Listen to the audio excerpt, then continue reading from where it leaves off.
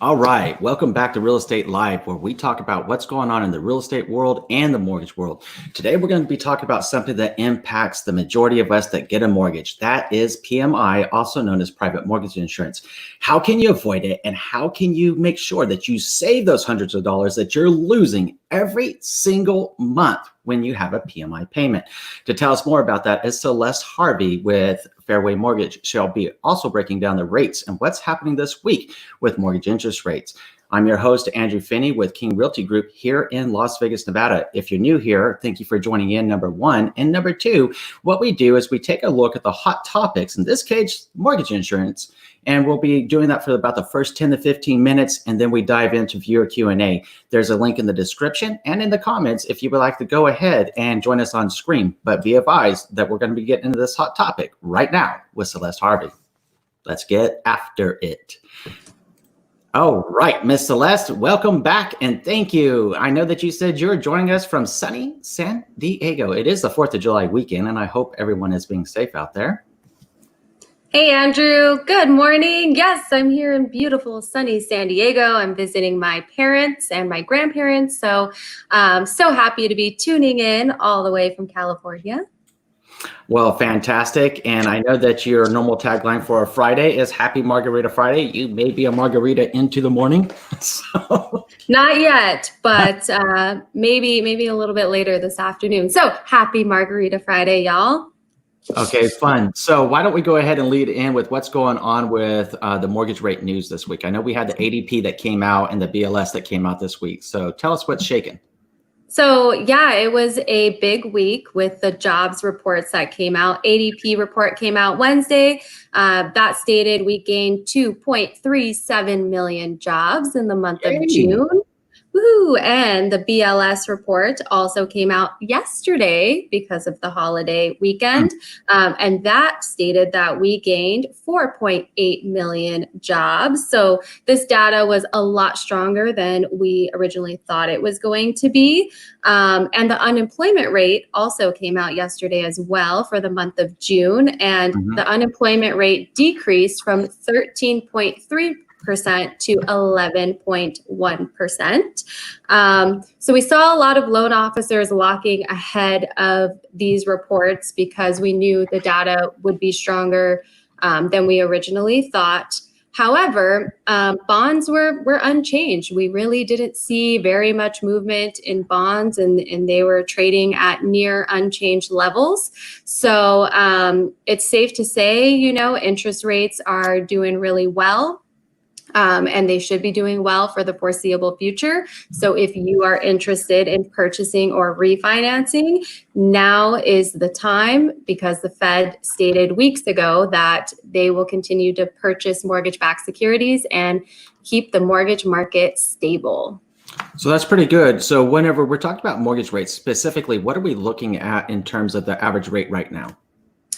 I would say, for a 30-year fixed loan, we're locking in anywhere in the high 2s to the mid 3s. And again, that really just depends on what state you're in, what your loan to value is, your credit score, what loan program you're using. Is it a VA loan, FHA loan, conventional, jumbo? All of that stuff really makes a difference in your mortgage interest rate. Cool. So thank you for those updates. And I was reading an article the other day, and I got to call out salaciousness because it was like, we're at historic lows. I'm like, oh my God, this is getting to be like so cliche. We've been talking about how historically low they are for at least 2 months. I'm like, come on now, come up with something new. Hey, the rates are really darn good. And if it makes sense to you right now for the reasons that are important to you to buy, then talk to a loan officer, see what you can qualify for, and then have that conversation and make a well-informed decision that's right for you, as opposed to keep saying, oh, historic low. It gets to be a little bit old after a while. The rates have been very steady all the way through April, May, June, and now we're heading into July. So if you're just holding out because you think rates are going to move lower, I would just hop on the party train and get your refinance done or your purchase done. Well, thank you for that. So why don't we go ahead and lead in with the hot topic? And when we're talking about private mortgage insurance, PMI, we first need to know what is PMI, because maybe not everyone knows what it is. So Celeste, would you give us the official lender speak for what is a PMI, please? So, private mortgage insurance is insurance coverage that's required on a conventional mortgage loan.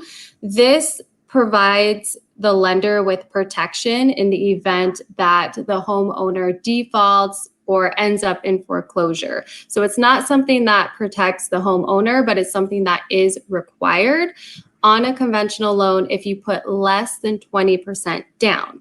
Mm-hmm. And you might say, well, why do we need this if it doesn't protect me, the homeowner, if it protects the lender? Well, it allows you to purchase a home for less than 20% down. So if we're looking at a $300,000 home, 20% of that is going to be $60,000. So if you don't have $60,000 to purchase a home, then of course you're going to have private mortgage insurance. And if you're a first-time home buyer, that means that you can purchase with as little as 3% down. So that's only $9,000. So it makes it a lot more affordable for you to get into the home and start building equity. So that's interesting, but it is also important to note, and I know we want to talk about PMI, but a lot of people think private mortgage insurance, and it's great that you brought it up for conventional. I guess one of the questions would be, in addition to what it is what is it on an FHA? What is it called on an FHA loan? So for FHA, it's MIP, Mortgage Insurance Premium. It's different, but it's kind of like the same concept. So on an FHA loan, you're going to pay a portion of that mortgage insurance up front one time, and that's going to be financed into the loan. And then you're also going to pay a monthly premium as well. And with an FHA loan, it's on for the life of the loan. So it doesn't fall off unless you put 10% down, and then the mortgage insurance will fall off after 11 years. So that's great. So now we're talking about how to avoid it. So give us the rundown. Mm-hmm. If you and your significant other were going to buy a home and you wanted to avoid PMI or MIP, what are the tactics you would both take? Because both of you are loan officers, right? So what are the tactics an insider like you would use to avoid PMI? So it's funny you bring this up because we are actually looking at purchasing our first home here in the next few months. Yes. And we've been talking a lot about private mortgage insurance, and we've decided to go with a conventional loan because we are not veterans. We're not eligible for a VA loan. So, with a VA loan, there's no mortgage insurance. However, there is a funding fee. So if you have if you don't have a disability rating of 10% or higher, then you have to pay the one-time funding fee that's financed into the loan. So we're not eligible for that. So the next option would be a jumbo loan. There are ways to get rid of the PMI on a jumbo loan. There's different products where you can put 10% down and have no MI on there. But we decided to go with a conventional loan, and with a conventional loan, one of the ways to get rid of mortgage insurance is to put 20% down. Well, we don't have 20% down. So it's a lot of money. It's a lot of money. You're talking about $300,000 house as your example a moment ago. That's $60K. Yeah. And that doesn't even include like your buyer closing costs, which generally amount to about 3% of a price. So all in, you're at $69,000 for your example. So the question is, Ms. Celeste, what are you and your SO going to do to avoid it? So we've looked at some options. There's something called an 80-10-10 loan, and this is where you take out a first mortgage for 80% of the purchase price, and then you can take out a simultaneous second mortgage for 10% of the purchase price. So that equals 90% of the purchase price, and then you come in with a 10% down payment. So that's a cool way to get around paying the mortgage insurance if you have 10% to put down. Keep in mind, though, due to COVID, a lot of these simultaneous second products, they're harder to come by. They may not be as attractive right now. We're seeing the interest rates a little bit higher on that second than we normally would pre-COVID. So for us, we decided that right now that's not the best option for us, but if it's something that interests you, you can get with your mortgage loan officer and price it out and make sure it makes sense. The other option is lender paid mortgage insurance. I like this. So you mean the lender's going to pay it. So now I like this, and I'm sure a lot of people that are watching live right now and after are going to like what you just said. So lender paid mortgage insurance. Lender paid. Tell us more. But let's keep in mind, you guys, nothing in life is free. If the lender is going to pay your mortgage insurance up front, they are going to charge you a much higher interest rate. So you're going to pay for it over the life of your loan. So, this option is not as common. A lot of people, don't want a higher interest rate when they know that the mortgage insurance on a conventional loan is going to fall off when your loan to value reaches 80%.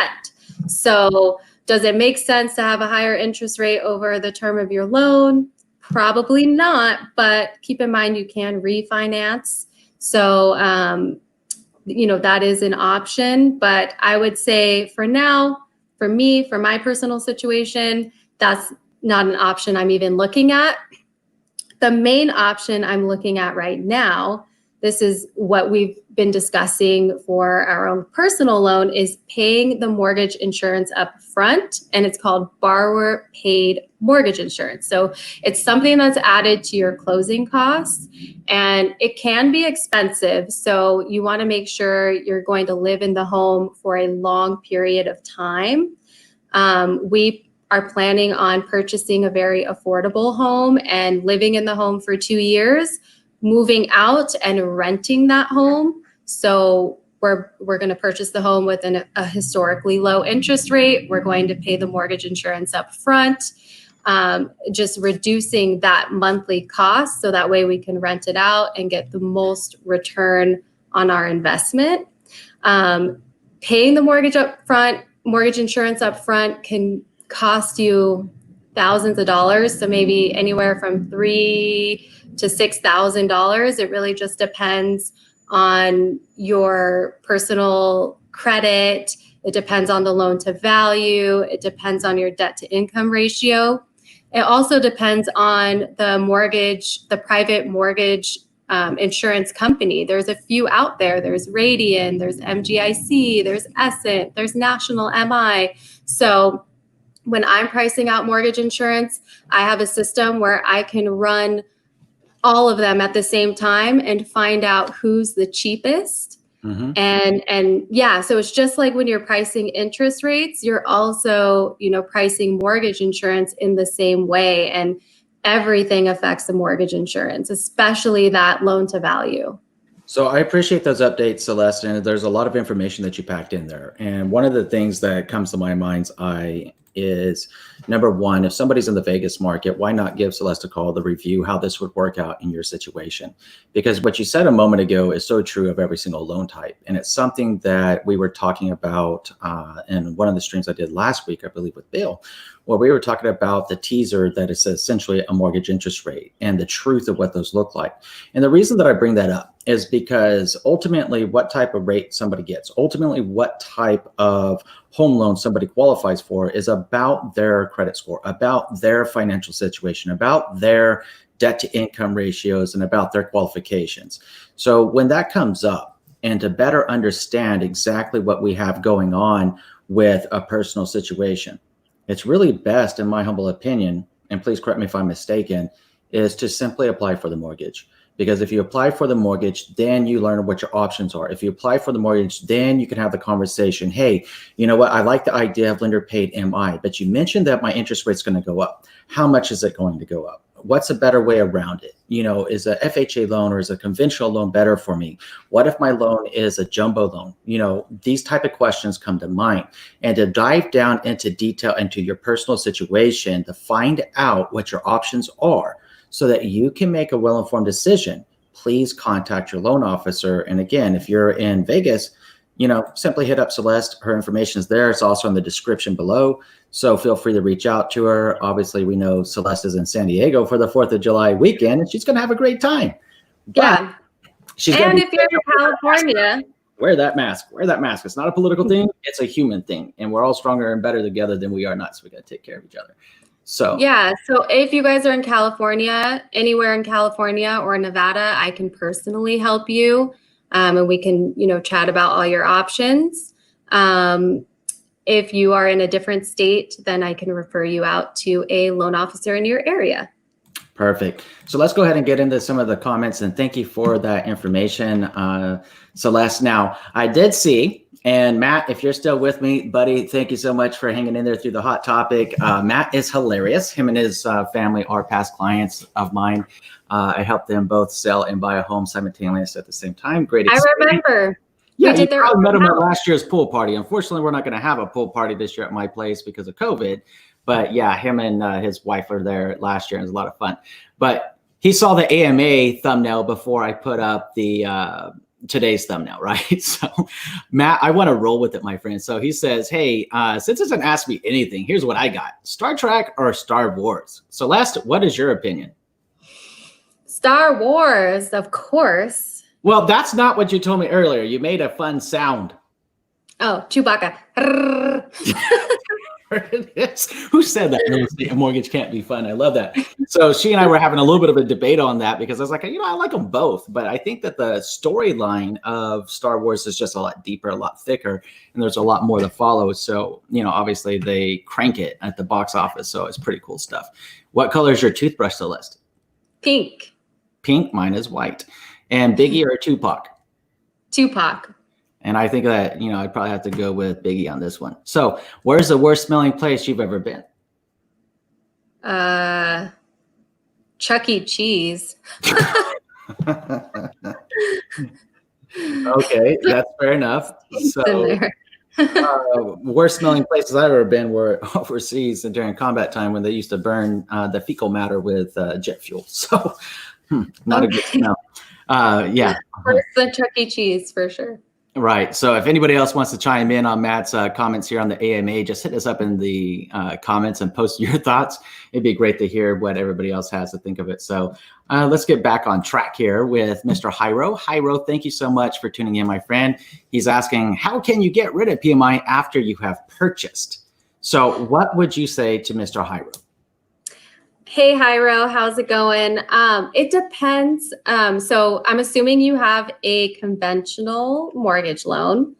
If you've had your property for a while and it has appreciated enough, maybe now you have about 70% LTV, you can call your mortgage servicer and request an appraisal to be done. And if they determine that it's typically around 70% or 75% LTV, just every servicer has different rules. If it comes in around there, you should be able to remove the PMI. Otherwise, you can always, refinance if you're around, 80% LTV and get that off. And so it just depends. LTV, just for everybody's edification, is loan to value ratio. In other words, what is the equity percent in your property from the time that you purchased it? So let's say that, let's use Celeste's example. And Celeste, if I make a mistake, then correct me. You're the loan officer here. But if you have a $300,000 home, and let's say that you put 5% down on this house, right? You'd have 5%, you'd be at a 95% loan to value ratio. You have 5% equity.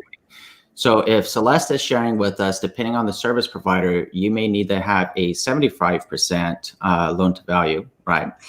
And then one thing to consider, and this is what I wanted to dig deep on, it doesn't necessarily, and again, please correct me if I'm wrong here, but from my understanding of this is that it doesn't matter if that LTV has changed based upon the amount of money you've paid onto your mortgage in relation to home appreciation. Let's say your home appreciated 10%. And you paid off another 5%. And now you're at an 80% loan to value.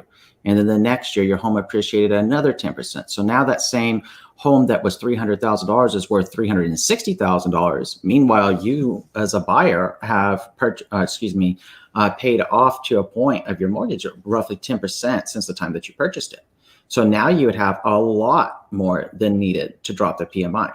So how would that work? Because that would be probably one of the most realistic and fastest ways to drop it is using both the home equity over time in relation to the amount that you're paying down the mortgage.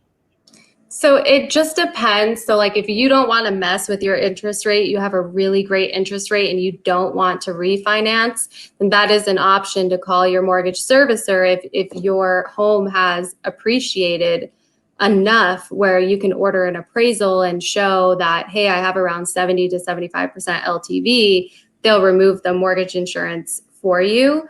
Now, say you want to lower your interest rate and remove the mortgage insurance, then at that point you would want to refinance, or maybe you want to take equity out of your home. But I mean, at that point you would have to have enough equity to even do that. So it just really depends on what interest rate you have, how much equity you have in your home, and say you're just like right at the cusp, maybe you're at like 85% LTV, and you're so close, at that point you could do the borrower paid MI and it wouldn't be that expensive because you're so close to 80% LTV.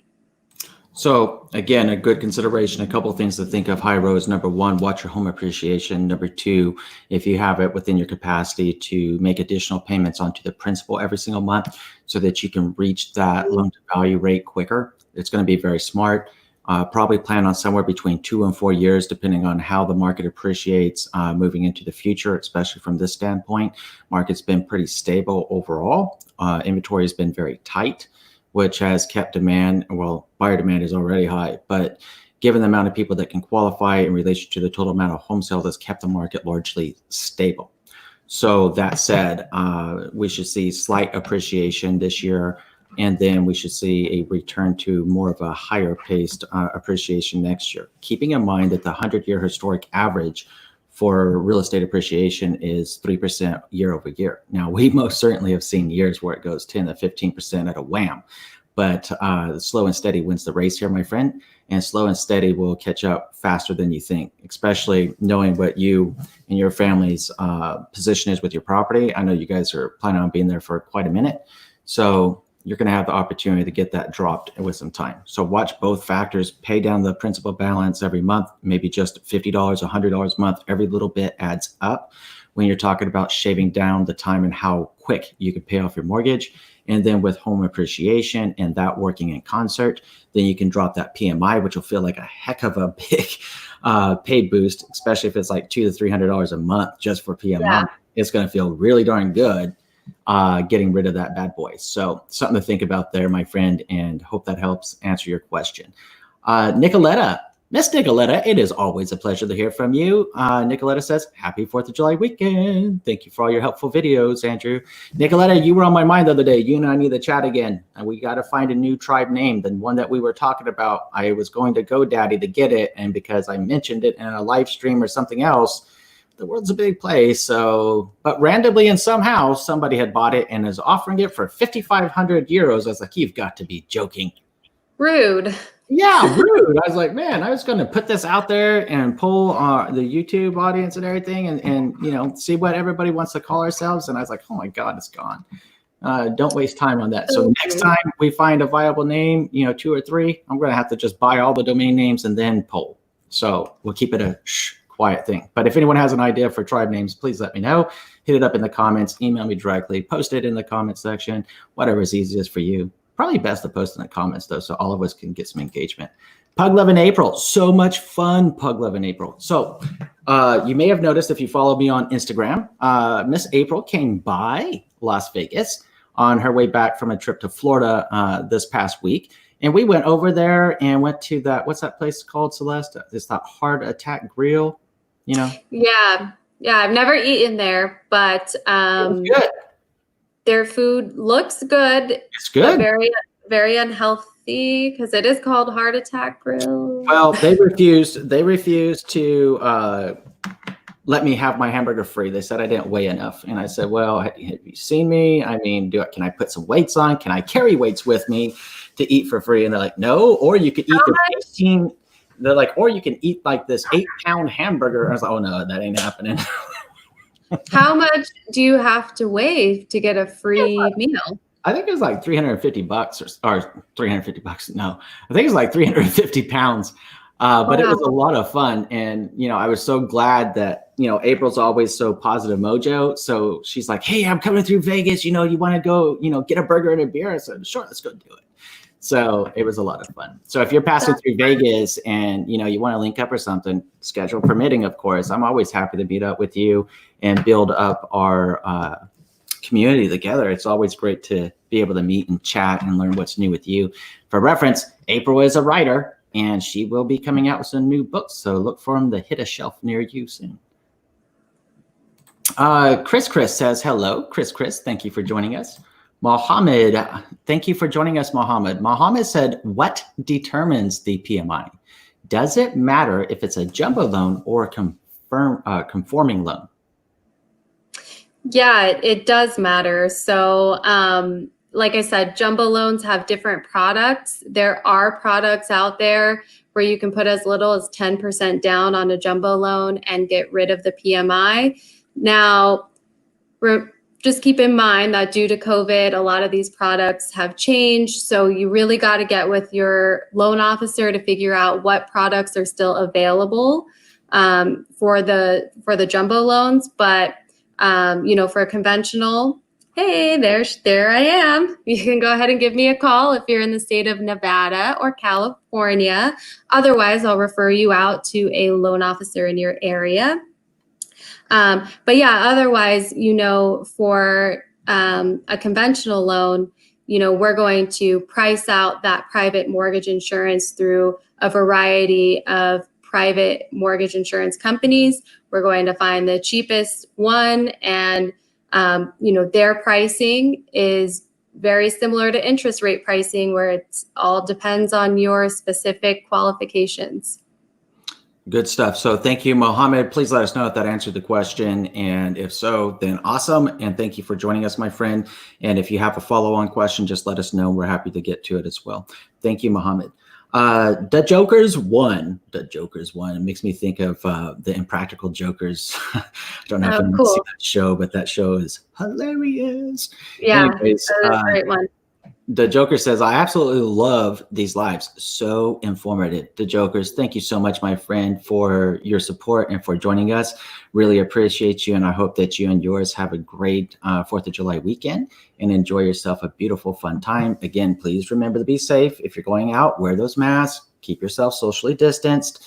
Let's make sure that we come together because we are all much more alike than we are not. And we're all stronger and better together than we are not. Rob, I see you waiting in the back. Rob, if you would confirm that is you that's waiting in the back of the studio to join us live, that would be great, just to make sure we don't have any trolling activity taking place. Cad says, hi, I'm 19, 740 score, pre-approved for a $180,000 conventional loan at a 95% loan to value. I'm looking to start getting under contract in September to October. Any thoughts, and especially about the future markets? Are you going to take this one or me, Andrew? Sure, I'll take it. Number one, congratulations, good sir, for being 19 years old with a 740 credit score. That's freaking awesome. Yeah. And also congratulations for being in a position to actually be able to buy a home when you're 19. The average age of a first-time home buyer is approximately 32 to 33 years old. So man, oh man, are you beating the curve, my friend. And you got 5% saved up for your down. Man, you're already off to a robust start in life, and big old high fives right through the screen at you, because that's awesome. Now, when you're talking about looking at getting under contract in September, October, one consideration that comes to mind is, where are you at in your life right now? And does it make sense to pull a trigger if you found something you like right now? And the reason I bring that up is, even though interest rates are historically low, right? They're not going to stay historically low forever. So it's about making the best decision that you can and not chasing the market and not chasing a rate, as opposed to chasing your life path and what makes sense to you at the time that you're getting ready to purchase your home. If September, October is the game plan because maybe that's how you're saving up the money or something like that, hey, rock on, dude. It's just whatever's going to be best for you at that point. But when you're talking about future markets, we started streaming live about the 3rd week of March when everybody started getting the stay-at-home orders and we went into lockdown mode. And a large part of it was because there were so many questions with COVID and how it was impacting mortgages, how it was impacting the real estate market. So long story short, there's a lot of stability in the market. And I mean, if you want to really dive deep into it, go back to any of the housing market episodes that we talked about straight up, because we've dove extremely deep into those topics. But suffice it to say, it does still hold true right now that the market is extremely stable. If there's going to be a change in the market, or we foresee something happening to the market that's probably not going to be a good thing for us, then Celeste and I are going to be right here live to let you know, hey, market's jumping off the deep curve or something like that, when we will definitely be letting you know in the interest of transparency, to make sure that you're protected. But I think that everything's going to be okay. Rob, I see your private message in the back. Thank you. That confirms that you're good to go. So let's bring up Mr. Rob. Hello, Rob. How are you, sir? Hey, how you doing? Good, good. Thank you for joining us live. Yeah, no problem. So what's on your mind, Rob? Not much. Yeah, thank you for allowing me in the group. I spoke to Celeste, I think a few weeks ago. I'm in Jersey. We talked about my interest rate and buying down points.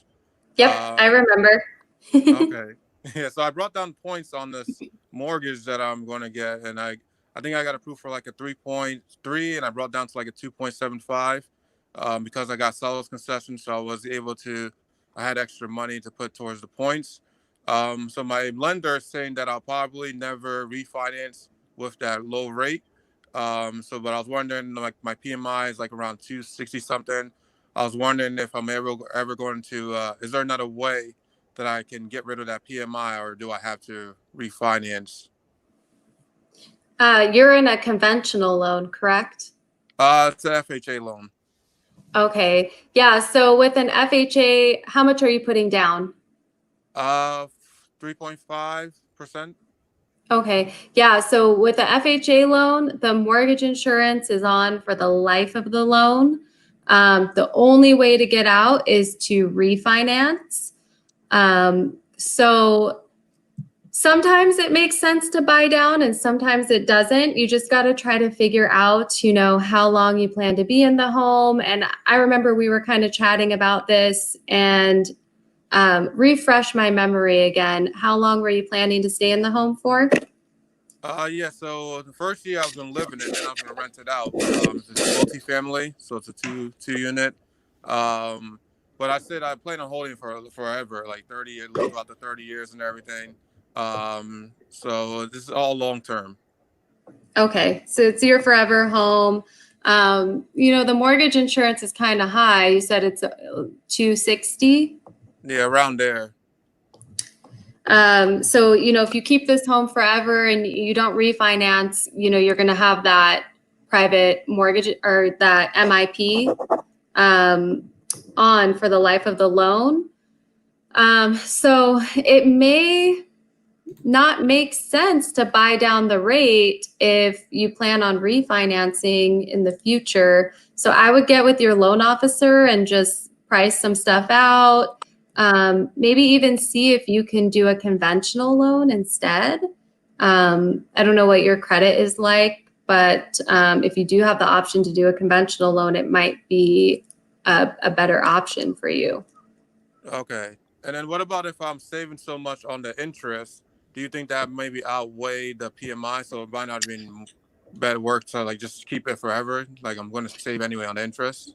Yeah. So that's an option too. So my mom, the house I'm in right now, she purchased back in 2012, and her interest rate, I think, is 3.25%. And she has an FHA loan as well. And she won't refinance. She's like, it doesn't even make any sense for me to refinance. And we did the cost. We did the cost of the refi, and her payment is, it's almost the same. It's not really a huge difference. So for her, it's not even worth the trouble of refinancing.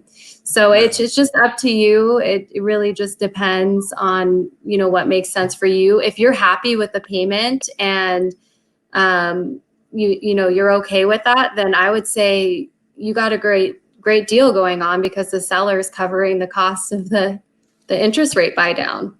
Yeah, that's true. Yeah, because So the monthly will be, yep. I was just saying, you got a lot of things going on there, bud. And if I'm not mistaken, and please correct me, Rob, I heard you say 2 units, so you bought a duplex? Correct, yep. So you're going to have the rental income coming in from the secondary unit there. That's also a point to consider, especially a 275 rate. While it could obviously be very ideal if you didn't have the MIP on the loan, the 275 rate is so low. It's lower than my personal one that I got in 2016. To be honest with you, it's smoking low. So if you're looking at how to offset cost, because you brought that up a moment ago, what about my rental income offsetting, the MIP in relation to the interest rate? I think you're making a great decision here. And I would love to hear from you in the future of how that's working for you. So, I mean, it sounds like you definitely got your ducks in a row, ready to go. And you're going to do some great things, Rob, except because you mentioned that you'll keep this property, but in a few years, you'll move out, get your next property, and then you'll have 2 units producing passive income for you. So, dude, you are on the right track, and I'm super happy to hear it. Okay, thank you. So anything else, Rob, while you're up with us? I think that's pretty much it. So yeah, the rental definitely outweigh it. So like the mortgage is right around 2,600, but without it would have been a lot higher if I had a higher interest rate. So that 268 wouldn't matter, especially it's in the city. So the rates will the rent will probably go up, I'll say, in the future. So I'll still come out okay. Absolutely. Well, keep us posted, and I'm super excited for you, Rob. And thank you so much for hopping on the stream. Feel free to join us anytime. It's always great to have this engagement with you and with everyone else that's watching. So thank you so much, and definitely wishing you and your family a safe and happy 4th of July holiday weekend. Okay, you too. Thank you. Thank you guys for always spreading the knowledge. Thanks, Rob. Congrats on the purchase of your 2-unit property. No problem. Thank you. Have a good one. You too. All right. Always great to get additional commentary going on right directly from you. I mean, my favorite thing about live streaming is the opportunity to engage with you. And when we have more and more people that come up and join us that are good to go, like Rob, sharing their insights, asking their questions, letting us know what's going on, it is so amazing. And I just want to say thank you for that. It's always, always awesome to have other people engaging with us. So that said, let's go ahead and get back into our comments. Dwayne says, I'm buying a home through Lennar. Lennar, everybody, is a national level home builder, new construction. And Dwayne is asking, is it better to use the company they suggest or find my own company, specifically referring to the mortgage officer here? So Celeste, what is your thought on that matter? It's totally up to you, Dwayne. I'm sure Lennar has a great in-house lender. And it depends, they might be offering you some incentives. Usually they'll throw some money towards your closing costs, or they will reduce the purchase price if you use their in-house lender. However, you always have the right to use any lender you like. And you can definitely go out, get a second opinion, and see if maybe an outside lender can match some of the incentives. And that might be an option as well. I know at Fairway, we do have a builder program, and we can typically match the incentives or get pretty darn close to what the builder lender is offering. So I would recommend to you to go out and chat with a few different lenders and figure out who is the best for you, who is the best fit for you, because it's going to be a long home buying process, and you want to make sure you really enjoy the person that you're working with. That is a true statement. The other consideration from the real estate perspective on that, and the reason why Celeste kept saying about checking the incentives and if the loan officer is going to be able to match it if it's an outside loan officer, is if you go to an outside loan officer for a reason other than the loan officer with the builder is unable to perform for your home loan, you lose your incentives in many cases. So that's why it's important to know that up front and to weigh that cost, because incentives are definitely money that's going to be given to you as a home buyer for, just as it sounds, an incentive to help offset cost. And most commonly, whenever builders do give incentives, it is a credit towards your buyer closing cost or a credit towards a design studio. Lennar being, depending on where you are, obviously, but Lennar here operates largely, almost on a what you see is what you can get in the house. Now, they do have options available, of course, but you can also get a really strong, well-built home that's going to be similar to the model in most aspects for the price of the home. But of course, they give you the option to get options. That said, a lot of builders also provide the incentive towards maybe a certain credit towards the design studio visit. And in working with as much new construction, there's 4 families that I'm working with right now in new construction with different builders. And one of the builders did something more special. I think it's more of a marketing thing than anything, but it worked out for my client. And in that case, an outside loan officer, unfortunately, like Bill or Celeste, couldn't match it.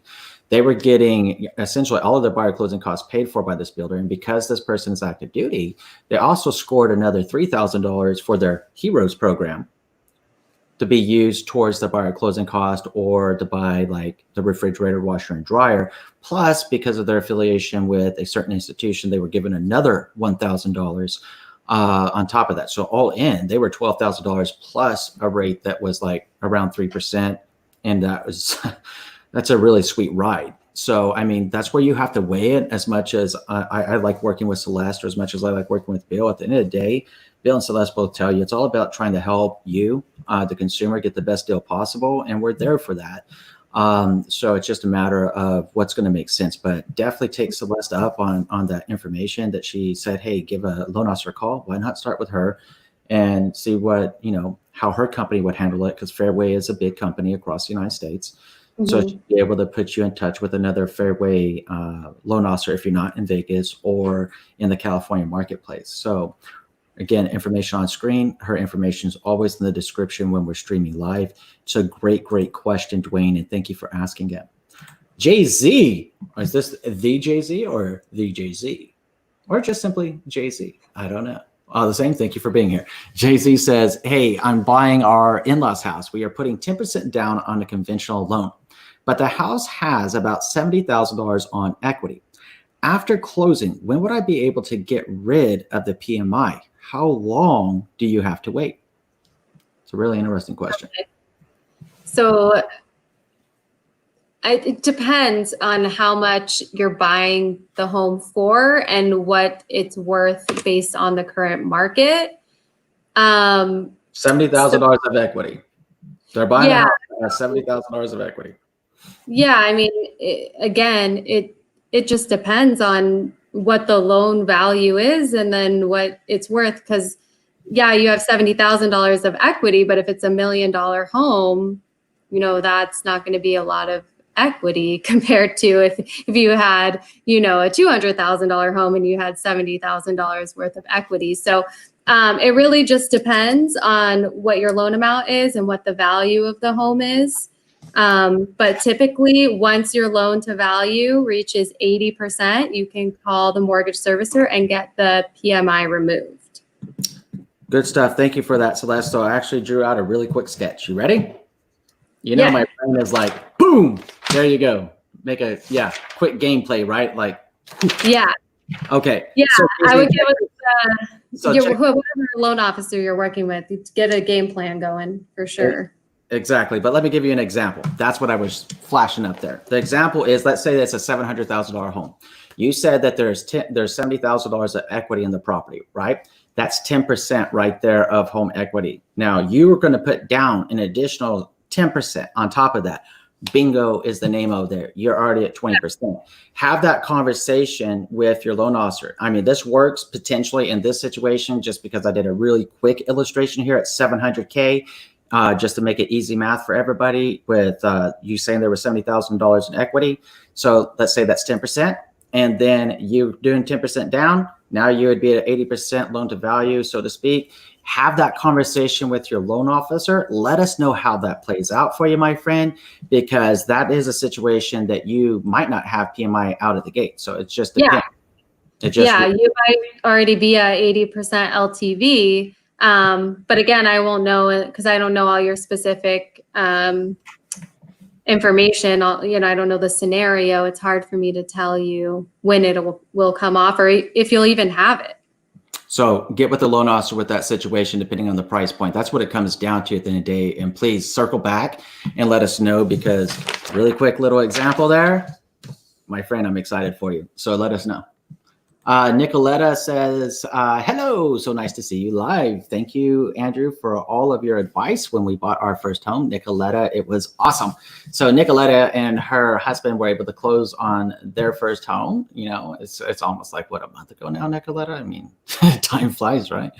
And she had started with watching us on a live stream and then reached out. We got her paired up with a loan officer and real estate agent in Virginia. And they were able to buy their first home. And we had several conversations. Really, really wonderful lady, nurse, you know, taking care of all of us, especially during these hard times. So Nicoletta, thank you always for your positive mojo, my friend. Always appreciate your support and always here for you and your family. Okay, so that was Rob's comment that we popped up. April says, you are too optimistic, Andrew. It's still going to be a while before I get a book published. Lots of laughs. Hey, I'm just putting it out the universal mojo. I mean, what you manifest in your mind, it all begins there. And like Sun Tzu says, whether, you know, the battle is won or lost before it ever begins, it starts in here. So I'm putting out the positive mojo for you that it's going to happen. So by doing it and putting it out there, now, my friend, it's your turn to get to writing, and we're excited about it. Zeke, thank you so much for joining us. Pleasure to hear from you. Zeke says, good morning, you guys. Hi, Celeste. What are the guidelines for using funds from a business to purchase a house? Great question. Yeah. Hey, Zeke, that is a great question. So I'm assuming you want to use like your business bank statements. It's going to be the same as if you were using your personal bank statements. We're going to request the past 2 months of bank statements. We're just going to verify the funds that are in there. So if there's large cash deposits that we can't source or we don't know where it's coming from, we got to let that money season for 2 months. But, you know, if the money's in there and we can tell where it came from, maybe there's like an invoice in regards to your business, then yeah, you can absolutely use that money to purchase a home. Yeah, there's like a couple of different ways to approach that, right? So yeah, down, and you can go down a couple of different rabbit holes here. You can go with like a full doc loan on that, or you can go with a bank statement loan, depending on which is going to make sense. And yeah, that's why both of those are pretty deep rabbit holes. Yeah, so I took it as using money from the business for like a down payment. That's what I was getting at. But if you want to use the funds from your business to qualify as income, yes, you can use a bank statement loan. Two different things. It just, I don't know, are you using it for income or are you using it for the down payment? Let us know, and then that way we can help advise you on what you want to do. But if you are using it for income, generally we're going to look back as far as 24 to 12 months of consecutive bank statements from your business. Awesome. Thank you, Celeste. And Zeke, please let us know if that answers the question. You saw me pop up Celeste information. Again, her information is always in the description when we're streaming together. So please feel free to reach out and let us know if you have a follow-on question. We're here to make sure we get you your answers. So FA 23 millimeter or MM 23 millimeters. Love it. Anyways, hey, maybe I didn't read it right, but hey, you know what? All the same, appreciate you, my friend. Love some of these screen names that come in. It definitely keeps my mental acuity going up there. So it says, hey there, hope you two are well. I appreciate all the insight that you give. Me and my wife just closed on our home in Cleveland, Ohio. What are your thoughts on the COVID-19 mortgage forbearance? Ooh, I'm just going to go ahead and give a real quick thing here. Mortgage forbearance, don't do it unless you absolutely need it. Keep paying your mortgage because it's going to circle back. And it's either going to be tacked on to the backside of your mortgage, or you might be working out a payment program with your mortgage service provider. So unless you absolutely need a forbearance, don't go into forbearance. I mean, Bill and I have talked about this exhaustively. Celeste and I have talked about this exhaustively. Ultimately, if you can pay your mortgage, pay your mortgage. It's going to not only be the right thing to do because it is your commitment for buying the house, but it's also the thing that's going to keep you good to go in the future with your mortgage and not going to have anything that pops up on you later that you didn't anticipate. Celeste, thoughts, please. I 100% agree. If you can afford to pay your mortgage, pay your mortgage. If you are struggling and you're deciding if you should buy food or pay your mortgage, buy food. Obviously, that's what the forbearance is there for. They have relaxed the guidelines on forbearance, but just because they relax it now doesn't mean that they can't create something new in the future that could come back and bite you in the butt. So like Andrew said, if you can do it, go ahead and pay your mortgage. If you have additional questions, just reach out. You got my personal cell phone number there, and we can chat about your personal situation and what makes sense. Cool. Thank you for that. So I hope that helps you, my friend. Ultimately, if it's between, like Celeste said, living and paying a mortgage, that's why the option of forbearance exists. Mm-hmm. But if it's just something, hey, I just don't feel like paying my mortgage. I mean, I bought this house, but I don't want to pay it. I think I want to save it. I think I want to invest this money. It's going to come back, and it's going to come back around, because I can see a situation with this that happens at some point in the future when the dust settles, that they're going to start looking at every application for forbearance to see if it was legit. And if they find that the application was not legit, I could see a situation unfolding that could be very disadvantageous to somebody that attempted to game the system. I mean, everybody, I mean, I say it so often, and it's so true in so many ways. If we just sit back and think about it, we're all much more alike than we are not, number one. And number two, we're always stronger and better together than we are not. And the reason that I'm so passionate about sharing love, joy, and hope with you and the world is that we got to understand that doing the right thing starts with ourselves, with personal accountability, personal responsibility, and doing what we need to do to be good people. Because if we want to be the change that we want to see in the world, we must first be the reason to believe within ourselves to be that change. We have to believe in ourselves, and we have to be that change, because the person that we can always control is ourselves. So if you go out looking for a way to jade a system, game a system, and everything else, then that's bad mojo, and it doesn't help the situation. Because the people that need the forbearance, they need the forbearance. If the people that don't need the forbearance try to game the system, then you're taking it from somebody that really does need it. I mean, it's not like an exhaustive amount of forbearance at the end of the day is going to, be there. So the reality is, like, on the onset of this that Celeste shared with us, there was 3.7 million people back to work. Was that the number you gave me? So, I mean, more people are going back to work.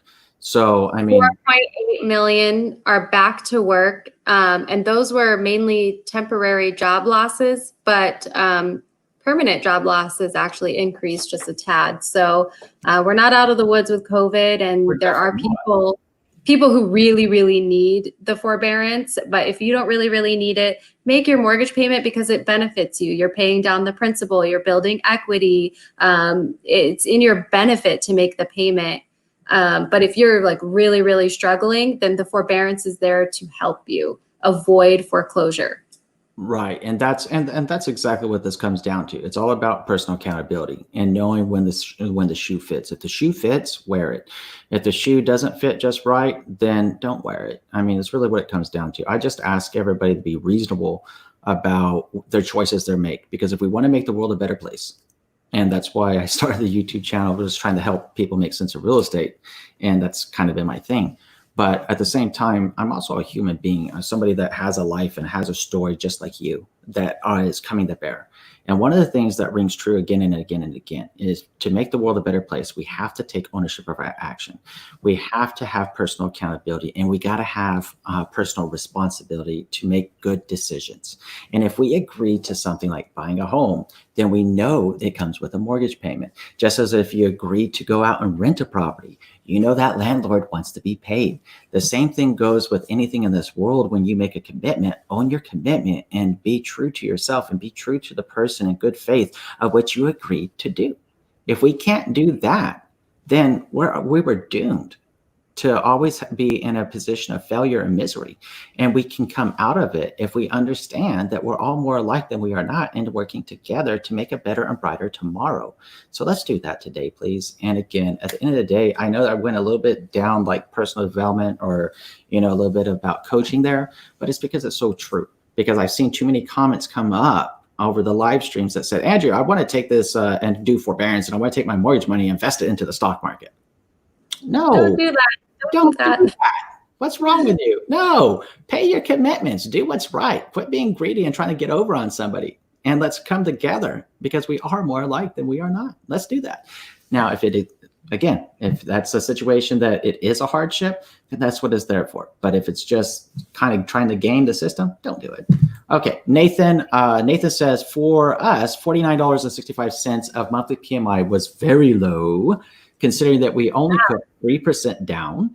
My wife had a 765 FICO, and her insistence on me not opening up new credit cards got me up to an 812. Wow. Ooh. See, this is where I say, if you have good credit and, maybe even if you're only putting 3% down, there's other compensating factors because there's 2 people on the loan, not 1. So all these things make a difference when you're pricing private mortgage insurance, and then also the loan amount too.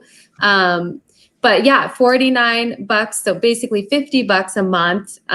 You got to put as little as 3% down is so affordable. And in that case, I would say, wait till your loan to value reaches 80%. If you're happy with your interest rate, don't refinance and call your servicer and have it removed when your LTV is 80%. Good stuff. Nathan, super excited for you, my friend, and super happy to hear that everything is working swimmingly for you and your wife. Please keep us posted and keep crushing it, dude.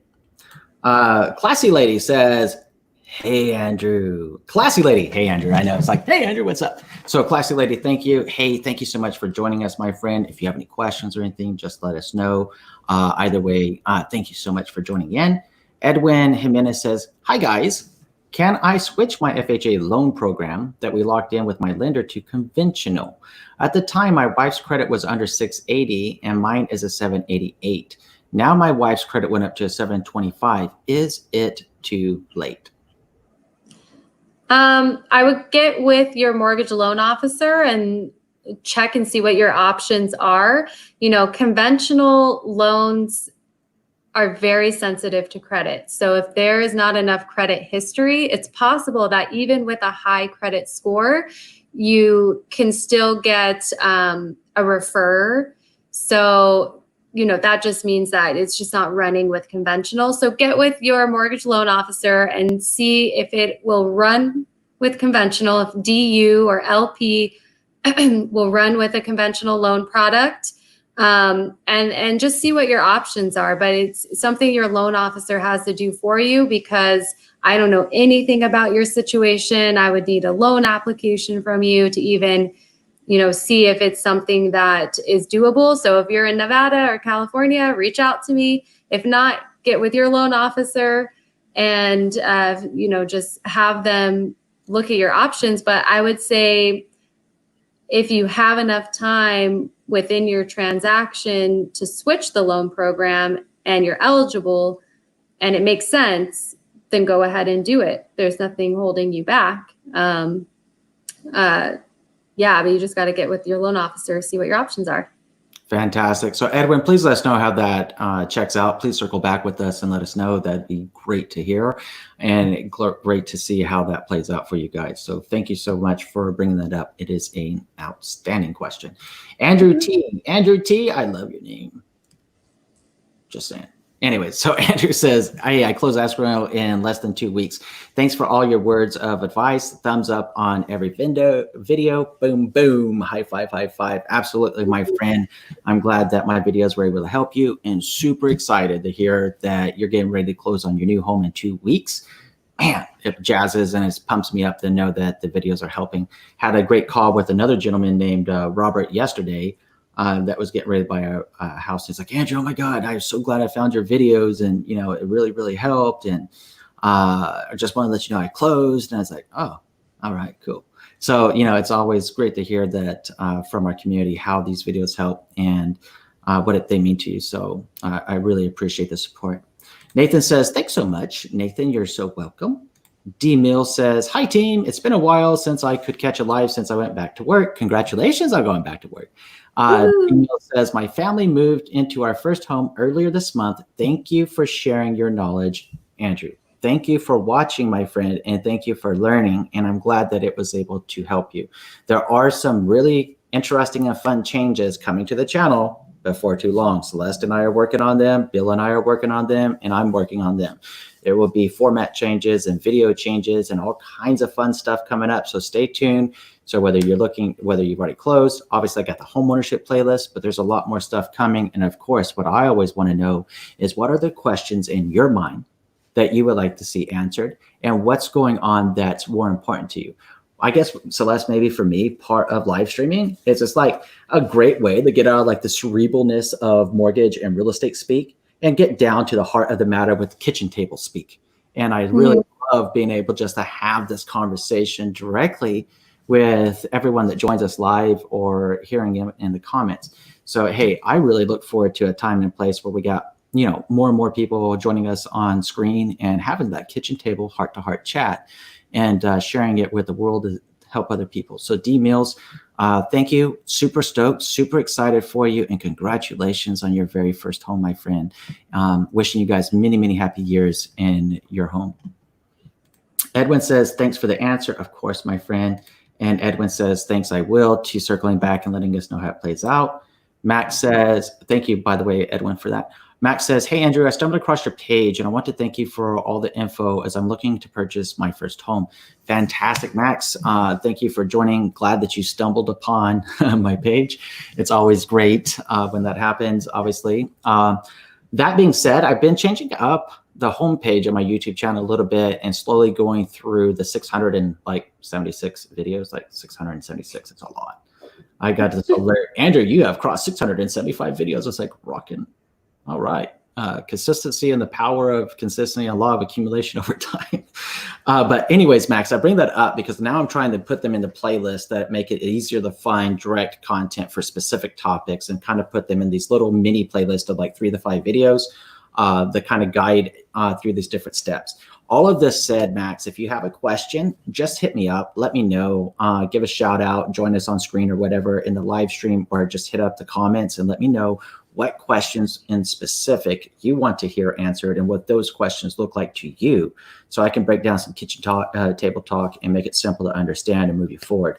One of the reasons I wanted to mention that YouTube homepage is one of the things that I changed was the reality shows and where they're placed. You'll notice that there's actually a home buying reality show from start to finish through the home buying process, okay? It's a 14-part series, which is 2 more weeks and the series is complete. So we're 12 weeks into the series as of this past Wednesday. If you watch that whole series, right, not only are you going to have a wonderful time getting to know the Hernandez family and seeing what it was like for them to buy their home real time, but you're also going to learn a lot of information along the way. And my hope for that was obviously the premise of it for me was every life has a story. And I wanted to share the story of people buying and selling homes. And the Hernandez family were absolutely remarkable and amazing. But that said, the other part was trying to bring to life those 676 videos with all of the talking head format and all the hard-hitting education and put it together and show you what it really looks like in practice. So all the same, let me know, Max, what's on your head. I'm very excited to create some videos that would be meaningful to you and to our community, our tribe, and go from there. So super glad that it's helping. D Mills says, could you do a video saving tips as new homeowners? A video for saving tips. Yeah. So I've done, here's the thing. Watch this. 676 videos. The homeownership playlist on my channel is, like 70 or so videos deep. And I have done some of those, but I will do more. And if you have anything specific of what you want to talk about, like saving tips for new homeowners, let me know. And perhaps we just make it like hyper basic where it's like, hey, this is a question about savings tips. And we just dwell on that 1 or 2 top 3 saving tips or something. But hey, that is a great idea. And yeah, I'm happy to do it. And I also would like to share with you how you can pay off your mortgage faster. I mean, that's why not? It's going to save you hundreds of thousands of dollars. Max says, I will. Awesome, Max. That's great to hear, my friend. Herb Sweeney says, what do I need to know about foreclosure purchase? Foreclosure. Closure purchase. I think he means what does he need to know about purchasing a home in foreclosure? I think that's what he means. Thank you, Celeste. Thank you. So number one, there's not a lot of them. Frankly, in the real estate market here in Vegas, distressed property sales have less than 1% of our properties considered to be distressed, which would be short sale, auction, and foreclosure properties. Number two, very important if you do lock on one of those properties, is to understand you're playing by the bank's rules. So you need an agent and a loan officer that are very savvy and understand the foreclosure process, because it is a different process. It's not necessarily I guess it's all in the eye of the beholder. To me, I don't find it an overly difficult process, having gone through it several times. But what I do find interesting is the amount of paperwork. There's a lot more paperwork. And there's a lot more things that you as a buyer are not going to have the opportunity to realistically know. Obviously, a bank never lived in the property per se. So if in your state, like here in Nevada, it's required that you have a seller's real property disclosure, you'll get one, but it'll simply say no to pretty much everything, that they have no knowledge of anything that may be wrong with it. And then they'll say bank as the type of owner of the property. Because they have not lived there, that's considered correct. Now in Nevada, there's also an additional 10 pages of an addendum that get assigned with the foreclosure that is very important to review with your real estate agent. Because when you start looking at that paperwork, you're going to be realizing some of those things, unless it's pursuant to lending guidelines like FHA, VA type home loans, the bank is going to essentially sell you the property in an as-is condition. And there's just a lot of things that mitigate their responsibility in that. Now, I will share this with you. My broker here at King Realty Group, Ryan King, has his own YouTube channel that he does things with from time to time. Now, Ryan is highly, highly skilled in the arts of foreclosures, short sales, distressed property sales, and makes like some very smart investments into those things. I would suggest checking out his channel. Just go to YouTube, type in Ryan King, King Realty Group, and you're going to get him.